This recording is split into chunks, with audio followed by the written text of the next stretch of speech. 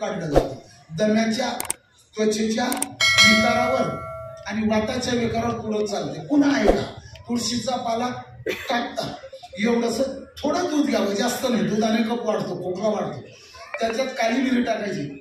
आलं ध्यानात आलं काय आलं अद्रक। जर कोणी इंग्रजी बोलणार असेल जिंजर त्याचं इंग्रजीत नाव जिंजर आहे, पाहून त्या डिक्शनरीत पहा मला कशाला विचारतात।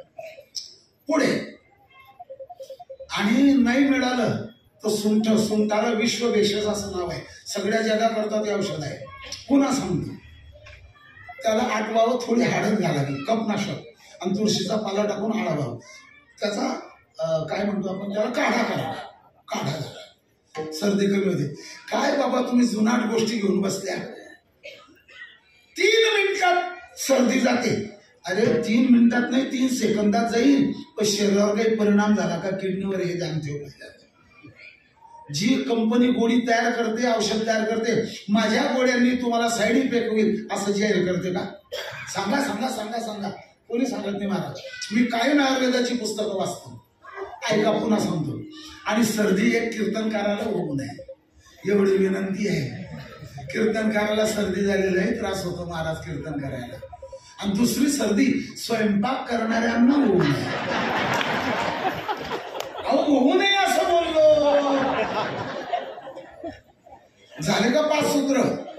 काळ सारावा चिंतने, एकांतवास, गंगा स्नान, देवाचं पूजन, तुळशीला प्रदक्षिणा, किती सूत्र झाले? ओ बाबा असलेलं मोकारवाणी बोला त्या तुम्ही, याची व्यवस्था काय? युक्त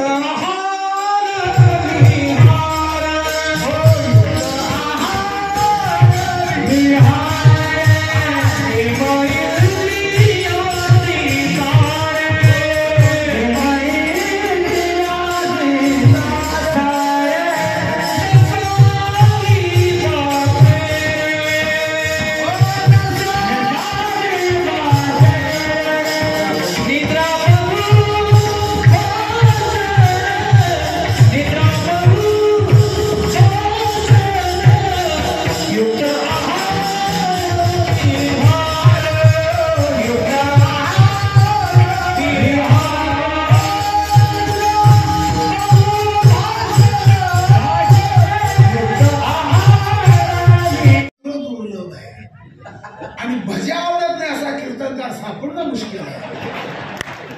हे पुस्तकातलं नाही मस्तकातलं होईल। पहिल्या चरणातून दुसरं चरण कसं काढलं हो तुम्ही? जशी लोखंडाची साखळी, जशी फुलाची पाकळी आणि तशी चरणाची साखळी निघालं चरण। शरीराकरता आहार सात्विक, विचार तात्विक। परत ऐका, ही भोसरी गाव आहे इथे जवळ, इथली माऊलींचा पूर्ण गाथा पाठ होता। 71 सालापासून आम्ही त्यांना ओळखत होतो। 71 सालात आता त्या गोष्टीत 53 वर्ष संपेल आता। ऐका, ते माऊली महाराज काही असे महात्मे आहेत, कायम भूक ठेवून जेवतात, त्या शरीरावर कुठलाही विकार चालू करत नाही। ज्या गाडीची शक्ती आहे 14 टन न्यायची, त्या गाडीला 12 टनाची पाशिट राहते, पण या ठिकाणी किती भरायचं हे त्याचं त्याने ठरवायचं। आहार सात्विक आणि विचार तात्विक। काय काय काय काय काय काय मोजा मोजा, खवा मावा रवा पोहा पचन तेवढा खावा। काय काय काय काय गोवा नाही, गोवा कोण बोलतो तिकडे? मला फसू नका। खवा मावा रवा पोहा पचन तेवढा खावा, पण कावा दावा हेवा यापासून दूर राहा। हे सगळं डोक्यामध्ये ठेवा आणि राहिलेली देणगी देऊन मगच घरी जावा।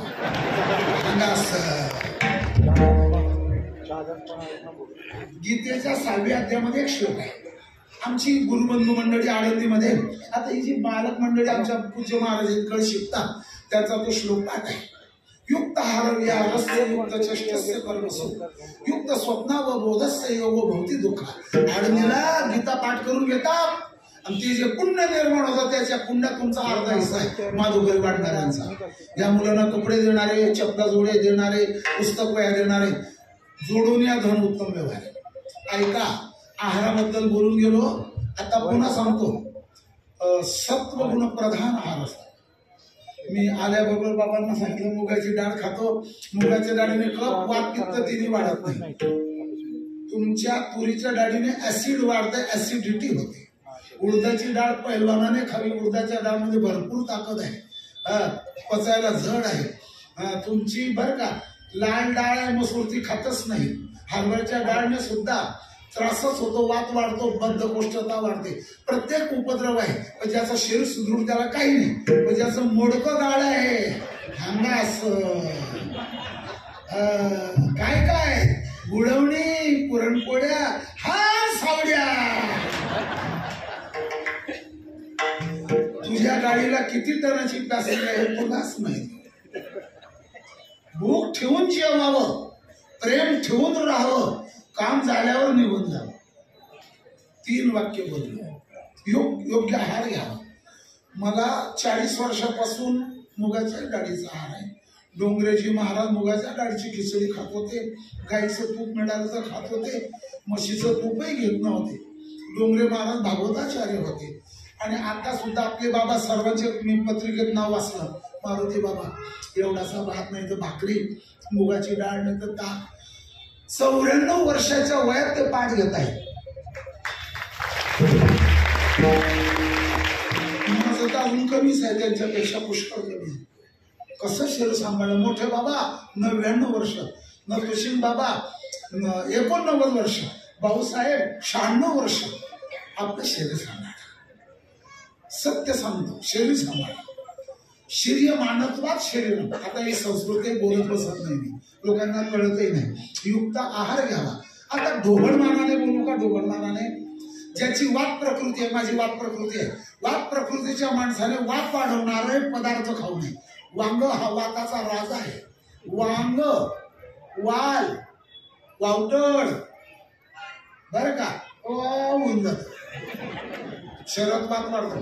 कफ प्रकृतीच्या माणसाने दही, लोणी, आईस्क्रीम, सीताफळ, केळी आणि हे पड जांभळाने कफ वाढतो.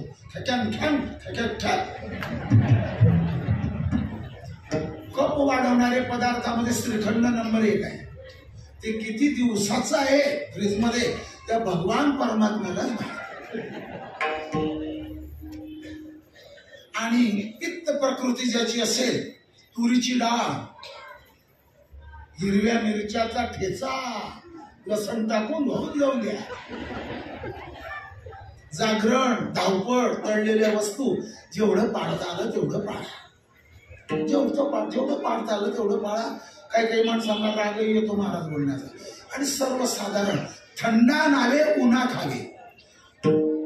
आता थंड पाणी सर्दी का करतं? साचलेलं पाणी सापडतं, वाहतं पाणी राहिलं नाही. थंडा नावे उन्हा खावे, रात पहिला प्रहर सोवे, वो हकीम के घर कभी नहीं जाने. पहिला प्रहर सोवे म्हणजे 9ला झोपावं, पण कीर्तन नसेल तेव्हा. पेट नरम,